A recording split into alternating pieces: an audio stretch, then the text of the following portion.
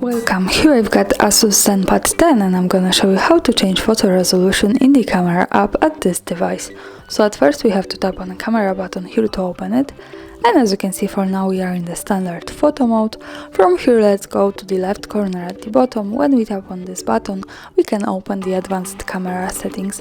Now let's slide a little bit down, and as you can see here we have the camera resolution.